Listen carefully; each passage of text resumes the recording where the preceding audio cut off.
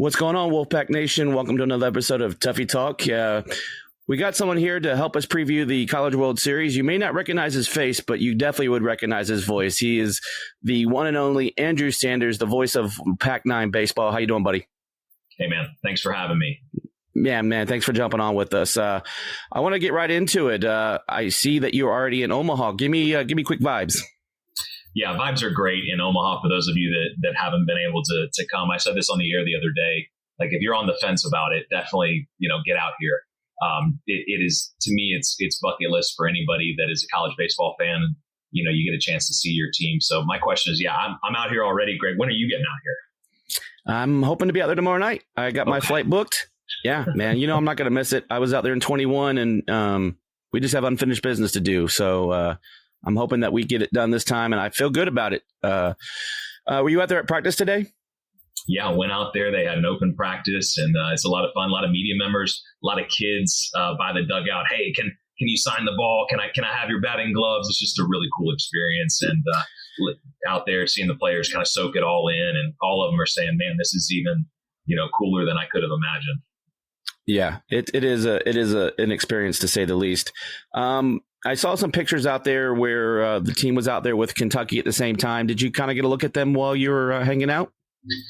Just a little bit. I went up to where the radio booths are first, and then I kind of came down and got to be in the dugout a little bit just as Kentucky was wrapping up. So, yeah, I saw them a little bit. Funny story, actually. The voice of Kentucky women's basketball radio also does their baseball. And we played them in women's basketball in the U.S. Virgin Islands over Thanksgiving. So I had said to him, hey, great to meet you. And, I knew we weren't on the baseball schedule. I was like, maybe we'll see each other in a regional. And he was like, oh, that'd be great.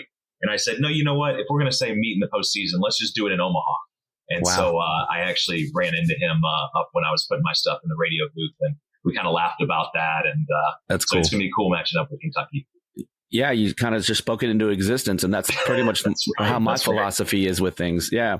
How much scouting have you done of Kentucky to this point? Like, other than probably just try to remember some names and you get any kind of good numbers that kind of jump out at you just doing early scouting?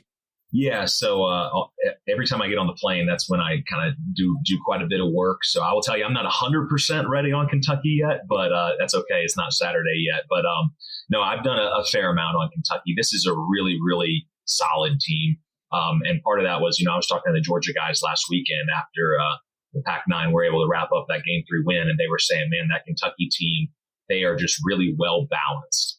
It's not like there's no like Carlos Rodon type like ace on that staff, but all three starting pitchers are really solid. The bullpen is very good as well. And it's kind of a very different team than Georgia. This is a team that plays small ball. They steal a ton of bases. And I mean, you can't pitch it any better than they did against Oregon State. They set a record. I mean, they only allowed 3 hits over the 2 games. So that's pretty terrifying. And obviously, if you get to Omaha, you're one of the best teams in the country. So everybody you play here is going to be really good. And Kentucky certainly, they're the SEC regular season champs. I mean, this is a very, very good ball club. Yeah, it's a team that hung around number 1 a little bit for part of the season, and they, top 10 pretty much the whole season. And you kind of mentioned their balanced lineup. I mean, their best home run hitter is Ryan Nicholson, and he's only got 21. And so, much different, like you said, than, Condon facing him last weekend. I mean, I think if I'm not mistaken, you had to get to like 6 or 7 in the lineup before you got like someone that didn't have double digit home runs. And this team is a little bit different. They only have 2 guys double digit home runs, but they play well. You got 3 guys almost with 20 stolen bases. So that's going to be a matchup. So, you want to limit the foot traffic on the bases, but kind of, I don't know. I'm excited about it. Kind of give me a key, for NC State, against Kentucky here. Like, what do you see that we got to do to get this ball game? Yeah, I mean, for the most part, Coach Avon was asked kind of about defending Kentucky's run game and everything. And I thought he gave a great answer in the press conference today. He said, look, if you have to get ready to face Kentucky now, he was like, it's too late. You get ready. Mm-hmm. This is what we do in the fall and in the spring and et cetera. So, but I'll give you a key is that, you look at Kentucky and they're going to most likely play small ball. And by the way, the wind was blowing out today in practice. But typically the scout is it kind of swirls at this ballpark. Mm-hmm. It's not as hard to hit home runs as it was back in 2013 when the bats weren't the same. And Right. The seams hadn't been lowered yet, but it is still a ballpark that I think kind of lends itself more to kind of manufacturing runs than it does just, hitting, 10 home runs like NC State did over the last weekend. And so this is a Kentucky team that it kind of fits their style. So I would say, yeah, like you said, limiting free bases, of course, right? Because sometimes that walk turns into a double. But the other key is, and NC State has, a Buster Posey Award finalist. I think that he should win the award, and Jacob Cozart, he'll be a big key. And half of that is the pitcher's responsibility too, right? Is holding runners and making sure they don't get a great jump. But you have to feel good. Not many teams have a catcher like Cozart, and so he should be a big key trying to face a Kentucky team that if they can take bases, they will. Yeah. Excuse me. Yeah, they had. You mentioned a few minutes ago that they limited Oregon State, a really good hitting Oregon State team, by the way, to 3 hits in a 2-game series because they won 2-0. Trey Poozer, it seems to be their dude. I think he's going to probably end up matching up against Highfill. This is a guy that on the season has 79 strikeouts, so he can bring it. He's 7-1 on the season and ERA of 3.46. And so you have a pitcher that has sub-4 ERA in college baseball. He's doing something right. Before we continue, I want to take a quick second to tell you about our sponsor, Flatlands Jessup Insurance Group, that has your whole world covered, with agents in 5 offices throughout eastern North Carolina to help you decide how much coverage you need. Offering policies for home and auto, recreational vehicles, commercial, crop, health, life, and employee benefits. They are able to combine options to find a comprehensive solution that works for you. Flatlands Jessup protects the things you love so you can spend less time worrying and more time enjoying them. Find them on Facebook and Instagram at Flatlands Jessup. You can also visit their webpage at www.flatlandsjessup.com. So please make sure to go and check them out. Yeah, he's awfully good. Again, there's a reason that they were the SEC regular season champs, and I would expect it to be him. And again, they have 3 really good starters, and then that bullpen is excellent as well. So this is a team that is really tough to face in a series. And they won 8 of their 10 series in the SEC and swept 4 of them. But this is it's a 1-game thing. And so what you have to feel really good about, right, is there's very few players, especially starting pitchers that are here in Omaha, that have experience pitching in Omaha. And the guy NC State's going to throw against Kentucky does have that experience, right? And he was pretty good last time we saw him pitch here. So that is something that I think will be a big key. Yeah, you mentioned his name without mentioning his name, but Sam Eiffel is 5-2 career postseason, and like you said last time, like he outdueled Jack Leiter, and I believe it was 1-0, 2-1. I think it was 1-0. 1-0. Yeah, 1-0. Yep. Trail Tatum. That home run was just a beauty. I one of my memories from last time, and were you here in 21? Did you go out in 21? I was, yeah. Okay, cool.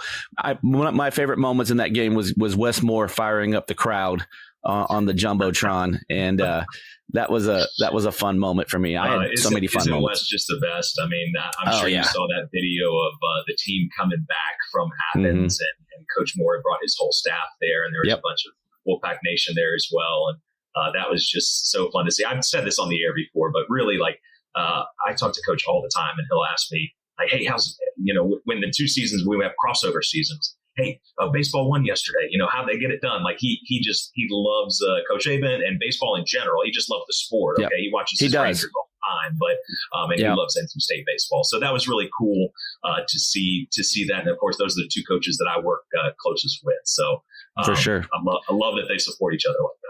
Yeah, I know, real quick. I know on his recruiting trip for Lacey Steele, he was at a Rangers game one night and like a Cowboys game or something like that. So he definitely loves his baseball. But getting back to this game, give me somebody that you think, whether it's someone that's been, hot lately, like a Eli Serrano, maybe someone down in the lower end of the lineup that you see. Like, give me somebody that if he hits, we have a really good chance.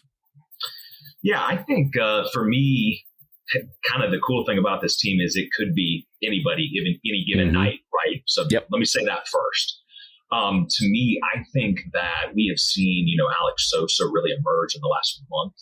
And obviously he had a huge home run in game 3, and he had 2 other hits in that game. And I think when he is hitting, then this team is just that much better because it's not just another bat; it's another power bat.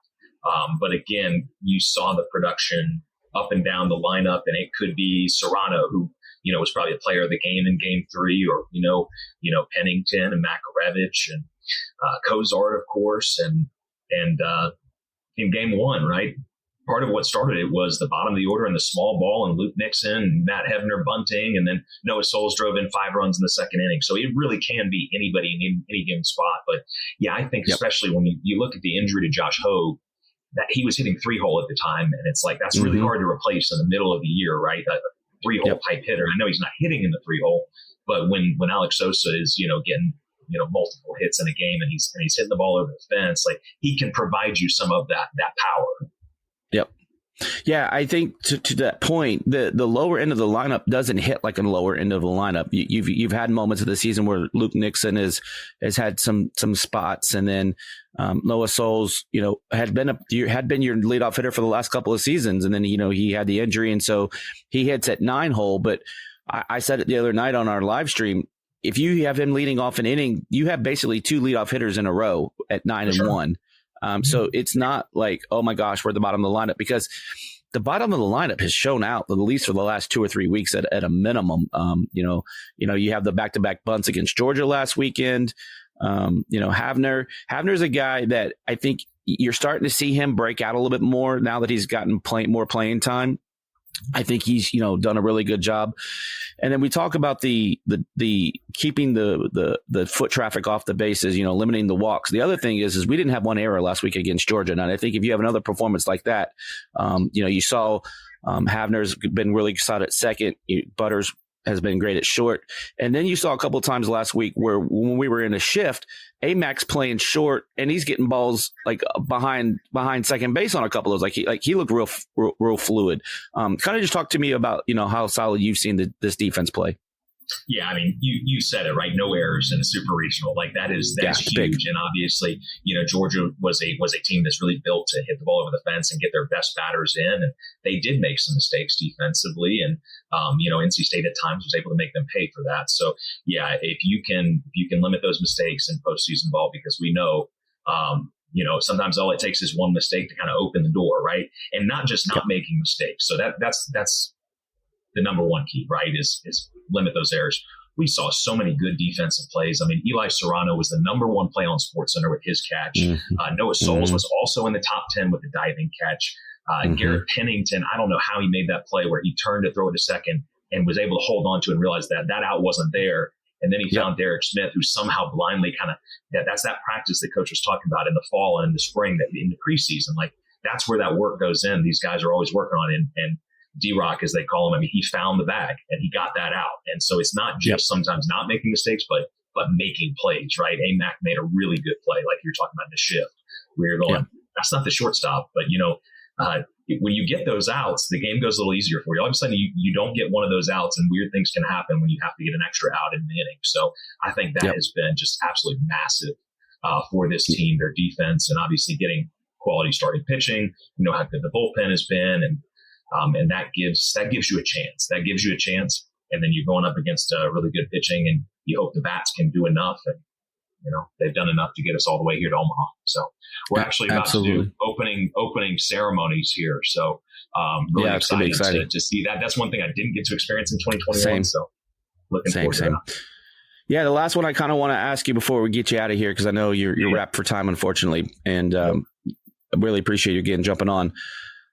I think the key to this game is getting to Poozer early. Like, we have to knock him around. You still be patient, but we love a good first pitch fastball. I don't really know. Based on his K rate, I think, he probably throws a lot of fastballs. If we can get to that bullpen, I think that's where we have the edge. If we can, see him give us 5 to 6 innings and then turn it over to the same cast of characters. But I think if we get to Kentucky's bullpen, I think that's where we're going to hold the edge. Give me your thoughts there.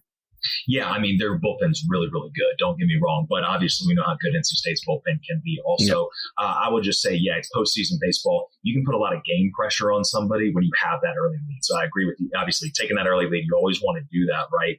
And then I'll tell you this: they have changed the format just a little bit. There's not as much rest in between days here in Omaha as there once was. So, this is basically like another regional. Okay, so starting 1-0 is imperative. And then really, if you're 2-0, right, you got a really, really good chance to go play for a natty. But it all starts, again, you got to be 1-0. If not, you got to win 4 straight games in 4 days. So however tough. you can get the job done, right, you got to start 1-0, and that can kind of get you rolling. You have a day of rest. You can kind of reset, your arms, your bullpen arms that are so important, and hope you can go into that winner's bracket game with a shot, not to go to the natty, right, but to put yourself in a position where you're in a really, really good place to play. Yeah, stay one step ahead of the curve, right? Literally. Literally. I like what you did there. All right, Wolfpack Nation, that'll wrap it up for episode 1 here of the College World Series preview. As always, make sure you're liking and subscribing to the channel. Check us out on X/Twitter, here on YouTube. We got some Facebook action, and then of course we have TikTok for all of you young cats out there. So we'll catch you on part 2, and we'll break down some more of the College World Series. And as always, go Pack.